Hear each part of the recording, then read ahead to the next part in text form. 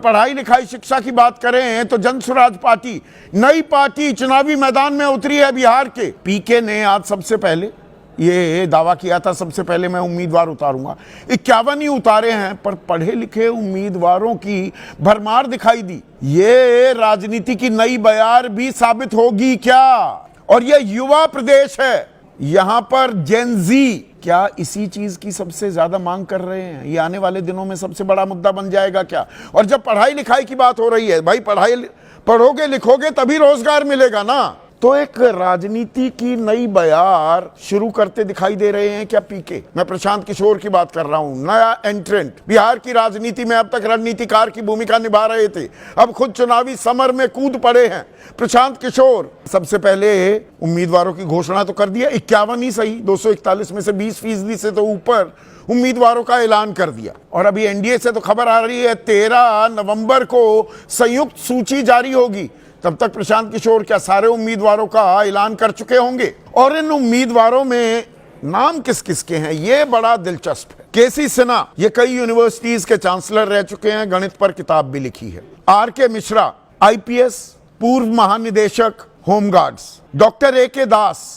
दास जाने माने डॉक्टर हैं। यदुवंश गिरी, ये पटना हाई कोर्ट में वरिष्ठ वकील हैं, सीनियर एडवोकेट हैं। बीपीएससी पेपर लीक, ये बहुत बड़ी समस्या है बिहार की। सर पटकता रह जाता है युवा। एक पेपर का तैयारी करे 2 लाख रुपए लगते हैं तैयारी में, 2 लाख रुपए एक साल में। नीतीश कुमार 1000 रुपए देने की भी बात कर रहे हैं महीना। 20 से 25 साल के वो युवा जो 12वीं पास हैं या जो ग्रेजुएट हैं, 1000 रुपए में काम हो जाएगा। तो उन्होंने ये केस लड़ा था। और जेपी सिंह, ये आईपीएस अधिकारी हैं, हिमाचल प्रदेश काटर के थे, तो ये अपने गांव, अपने घर, अपने प्रदेश आ गए हैं। तो ये राजनीति की एक नई पहल है क्या? और ये पहल मैं क्यों कह रहा हूं, थोड़ा सा अब इस पर गौर कीजिए। किस पार्टी में कितने पढ़े लिखे लोग हैं? पढ़ाई लिखाई पर कोई तवज्जो तरजीह राजनीति में रही नहीं गई है। बिहार में 9वीं फेल तेजस्वी को बताने वाला एनडीए, उनके उप मुख्यमंत्री अपने हलफनामे बताते हैं कि मैं 7वीं तक पढ़ा हूं, 5वीं पास हूं। एक में बताते ही नहीं,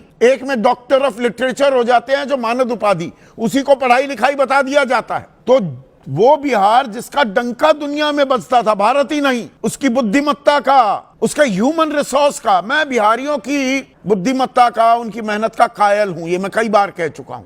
आईएएस, आईपीएस, बड़े से बड़े ओहदों पर भरमार है बिहारियों की, पर राजनीति में वो क्यों नहीं दिखता है आज की तारीख में? पहले होता था। अब कितने पढ़े लिखे नेता हैं, इसका मैंने आंकड़ा निकाला। एडीआर है sauce, association for democratic reforms. 62 उम्मीदवार आरजेडी के ऐसे थे जो गूठा छाप से लेकर 12वीं तक पढ़े थे। 62, इनमें से 32 जीते भी, कोई 5वीं पास, कोई 7वीं पास, कोई 10वीं पास। बीजेपी के 42, इनमें जीते 29, जेडीयू के 45, जीते 17, 12वीं पास, चपरासी लगेगा। यहां पर हम नीति निर्धारक, और चपरासी कोई बुरा काम नहीं है, मैं डिग्निटी ऑफ लेबर का सम्मान करता हूं, पर जो हमारे कर्ता धर्ता हैं, जो चलाएंगे, कानून बनाएंगे, आपके मेरे भलाई के फैसले लेंगे, 12वीं पास, 10वीं पास, सब चलेगा। डिग्रियों का पता नहीं होता, डिग्री दिखाई नहीं जाती, छिपाई जाती हैं। कांग्रेस के 16, जेडीयू के मैंने बताया 45, और दागी, ये तो न्यू नॉर्मल हो चुका है, मतलब न्यू क्या, बहुत ओल्ड नॉर्मल मैं कहूंगा। बाहुबल, धनबल, इसी पर तो राजनीति टिकी होती है। आरजेडी के 54 उम्मीदवार जो जीते दागी थे, 73% उम्मीदवार दागी। बीजेपी के 47, 64%, जेडीयू के 20, 47%, कांग्रेस के 16, 84%, सीपीआईएमएल के 10, 83%, एआईएमआईएम के 100% स्ट्राइक रेट, पांचों के पांचों दागी। दाग अच्छे हैं जी, क्योंकि हम राजनीति में हैं जी, क्योंकि हम नेता बनने जा रहे हैं जी, और हम बैठकर ताली बजाते रहे जी। ऐसे ही राजनीति चलेगी क्या जी?